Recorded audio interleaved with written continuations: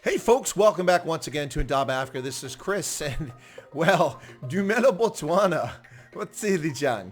Well, we've got a strange one for you today. Let's get right into it. What is going on in Botswana, ladies and gentlemen? Is it genuine oppression or is the left just losing their minds with fraudulent claims? Let's dig right into events taking place in Botswana. Well, folks, on the 27th of September 2020, the Member of Parliament for Salibe Pikwe West, that's Ditapelo Korapetse, appeared on South Africa's ENCA to lay accusations against the Botswana Democratic Party-led government of Mokgweetsi Masisi, or Eric Masisi, against his government, accusing them of harassing journalists and opposition political figures and arresting and detaining opposition political figures over spurious accusations. Is that what's really going on here? Well, I am no major fan of President Masisi. That's well known.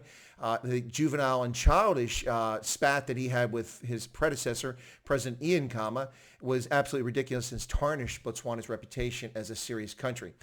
Not to mention a lot of the capricious actions of the government during the lockdown, its inability to make a solid decision, changing its position repeatedly, and putting Botswana at risk has led me to question the leadership of President Masisi. So my first inclination was to listen to this ENCA report, which I did, and I listened to what Ditapelo had to say, and I was a bit skeptical of it. So I researched around and waited a little bit, and son of a gun, if the government of Botswana has not done a press release here on the 20th of September, right here, ladies and gentlemen, a two-page press release in which they address every single accusation that Ditapelo Korapetse alleged against the government. So let's get into that. Well, specifically, he said that the Botswana National Front Women's Secretary General, Raseho Kohedintsi, had been arrested and detained overnight. Interesting. Now, she is someone whom Mehi Online described in February this year as a political loose cannon in Botswana. So, interestingly enough, she has called for the legalization of prostitution. And on her Facebook page, now I went there and we'll talk about the actual comments and the response from the governor of Botswana. But on her Facebook page, if you look it up, she lists some strange things. For instance, these are her self-described little monikers below her name. She is a vagina justice activist, a black African feminist, a peasant, a Pan-Africanist, a Muslim, and she felt the need to throw in a hashtag Free Palestine. I doubt she could point out Palestine on a map, would be my guess. But beyond that, there are other interesting things about her. She lists her location. Now, let's be honest, people put whatever they want. I've seen Alpha Centauri listed as location on Facebook, and mine itself lists the planet or the moon Enceladus as my location. So I appreciate that. But what she chose as her location is telling nonetheless. And mine indicates a fondness for Enceladus and the possibility that there's life on extraterrestrial moon orbiting a planet in our solar system. But that's just my situation. But for her, she listed her location as Tabonchu, which is a town in the Free State in South Africa, not too far from the border with Lesotho, famous for a location where you found the Tswana-speaking peoples as well as the Basotho people. So that town was once part of Botswana, this self-styled independent state, but really Bantustan in South Africa.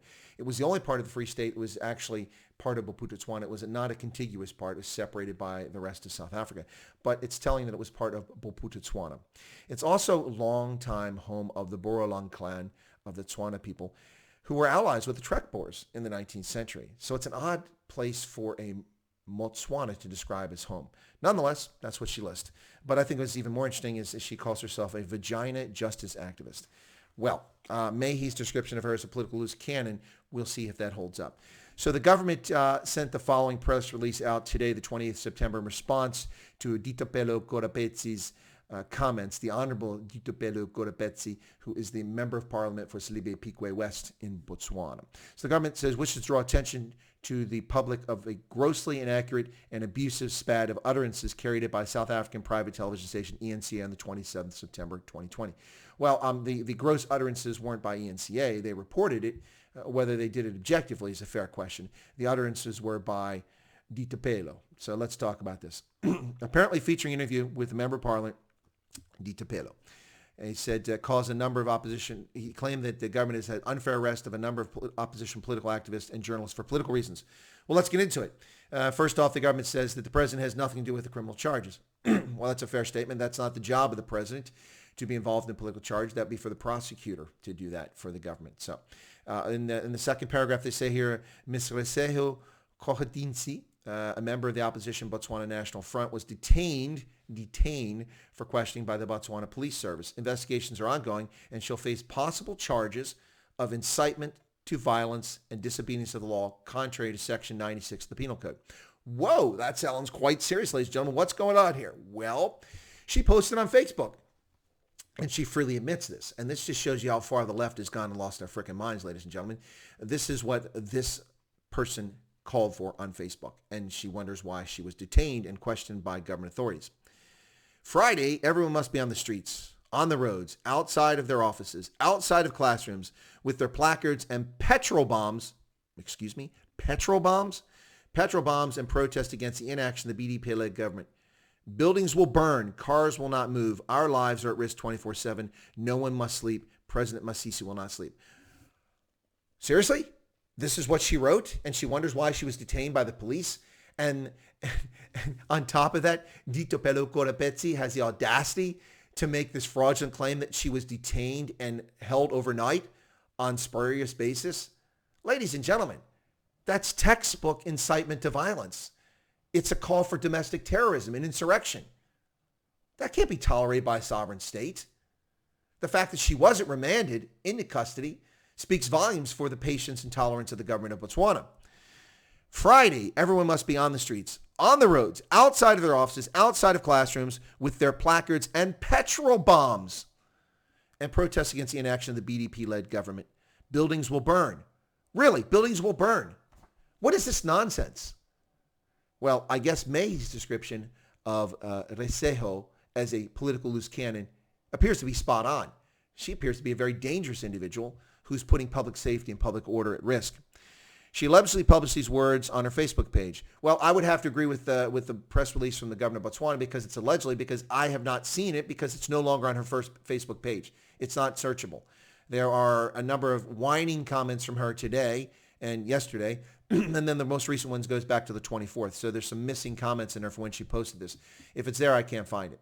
So I would have to say allegedly too. But in the report that was on ENCA, a screen capture was offered of her actual post, which is 9:06 in the morning when she posted the day she did it. And it clearly shows right there that she's inciting violence, calling for people to use petrol bombs, to burn cars, threatening the president of the republic, saying he will not sleep. That's a direct threat. How can anybody with a straight face take this for anything other than what it is? A dangerous incitement to violence, a call for domestic terrorism and insurrection. This is a very dangerous individual who's clearly lost her mind, or she's trying to take advantage of the horrific nonsense taking place around the world in South Africa and the United States, where people lie about the situation taking place in these countries and use that as an excuse to burn, loot, torture, murder. People like this can't be tolerated, folks. Now, she needs her day in court, but I don't think she's going to have a good outcome on this. Now, beyond the case of Reseho Kohdinsi, we also have other issues here. In respect to Justice Moltabane, member of the Botswana Patriotic Front, who was arrested together with two others and jointly charged for the offense of the use of electronic communication contrary to Section 18 of the Cybercrime and Computer-Related Crimes Act of 2018. Whew, that's a mouthful. Now, never mind the fact that Ditapelo does have a legitimate point that the government has passed a lot of legislation which can clearly be viewed as an effort to oppress dissent in Botswana and to suppress free speech and freedom of the press. There's no doubt about that. The requirement under the Common Administration for journalists to be registered and certified with the government was a damper on free journalism, particularly for alternative media. Really had a damper on alternative media. And since then, there have been other efforts. Now we see efforts here like the cybercrime law and other things which can be used to oppress free speech and dissent. So Ditopelo Korapetsi has a fair point there, but he's simply playing out of his league in this story here. Anyway, so they were arrested. They've been arraigned at the Broadhurst Magistrates Court, and the next mention of a court case will be on the 10th of October for these two gentlemen. Daniel Kinosi is currently on the Interpol red notice of wanted persons after fleeing the country. So what exactly is the complaint of the opposition, the Umbrella for Democratic Change, and Dita Pelo Korapetse? What is their beef when the government of Botswana is searching for someone who's on an Interpol red notice of wanted persons? Yeah, what's the issue there? The charges stem from obtaining by false pretenses, contrary to Section 308 of the Penal Code, involving large sums of money obtained from two different people on separate occasions. Ostensibly, that's fraud. He must have been accused of swindling people, and he's fled the country. So why would the government not be pursuing this person? Additionally, the governor of Botswana says that the state of public emergency was declared through parliamentary consensus. True, but that doesn't excuse the state of public emergency and the way that the government has handled it. Yeah, in fact, today, ladies and gentlemen, the 20th of September, Parliament has convened to discuss President Masisi's request for an extension of the state of public emergency as prescribed by the Constitution. Now, the government statement says that no aspect of the state of public emergency provisions have been used for any purposes apart from the objectives for which they were intended. Well, that's a fair point of discussion. But back to this whole situation with the original comment here about this woman who is the Secretary General for the women's wing of the Botswana National Front. This would be Reseho Kogaditsi, who is inciting violence. How can you go on television and claim this woman is being oppressed, also fraudulently claim that she was detained overnight? Multiple news sources, including sources in Zimbabwe and Botswana and South Africa, have reported that she was released after being questioned by the police. Charges had not been preferred yet, but I'm sure the charges will be forthcoming. Also, it's a little difficult to take seriously someone who considers their political view on the world as to be a vagina justice activist. Are you serious? Are you serious? A peasant. That's what you're proud of, being a peasant. Well, there you go. There you go. Anyway, folks, this is a woman who called for legalizing prostitution in Botswana, knowing full well the dangers of prostitution, the spread of HIV, the prostitutes being a key vector for it. Not blaming prostitutes for the spread of HIV. I'm just stating the clear, obvious facts that the freeness and availability of prostitution, particularly in Francistown and up in north at Kasane along the border with the Kazungulu ferry crossing, contributed significantly to the spread of HIV in Botswana from long-distance truck drivers who availed themselves of the services of those seeking income from sex trade. Yeah, so she's calling for the legalization of prostitution. Interesting, back in February. And now she's calling for Botswana to carry petrol bombs to threaten, to menace public order, citizens, and the government of Botswana.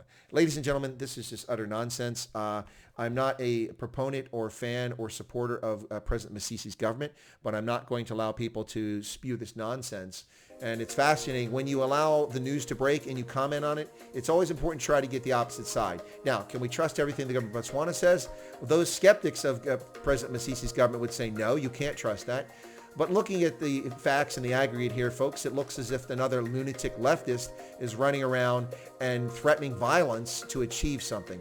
In a country that's peaceful like Botswana, this is particularly reprehensible. A country without a history of violence. This is shameful conduct on the part of the opposition. And this is one reason why the opposition is never taken seriously in Botswana, because they're feckless and they don't complain about genuine issues and genuine shortcomings of the BDF government, of which there are plenty to complain about. No, they go after silly things because they just don't know what they're doing. It's very interesting, like Dumalang Salashando, when he became a member of the opposition in parliament around the UB district in Botswana, in Gaborone, he ran into parliament, and every time that the Botswana Democratic Party said that the sky was blue, he would say, no, it's green. Anytime the government said that unemployment is under control, he would say the opposite. He would pick any opposite position to be opposite of the ruling party. That's not opposition politics. That's just silly, childish behavior. Dumalang Salashando, and now we see the same sort of thing from Dita Pelo Korapetse, who is spewing utter nonsense about someone who is a danger to public safety, based on her own proclamation, her own statements. And they think that's perfectly okay. Well, folks, if you found this thought-provoking, interesting, curious, and you're not a subscriber, Chris White Africa, I ask that you subscribe to the channel by smashing that subscription button right there. Be sure to toggle the bell icon because YouTube is rather capricious about whether it updates people about my live streams and my prepared videos. So feel free to toggle that icon. Be sure to check for streams and prepared videos frequently. You're welcome to leave a comment. I entertain all comments. I try to read as many as possible. But if you leave a nasty comment, you might be the victim or the subject of a future nasty comments video. And finally, I ask that you smash the like button because likes drive viewership. Botswana is a country that doesn't get a lot of attention, but clearly, it needs a little bit of attention and a little sunshine thrown on it at the moment. Thanks a lot, folks, for watching this video. I appreciate your patronage. God bless, and have a pleasant day.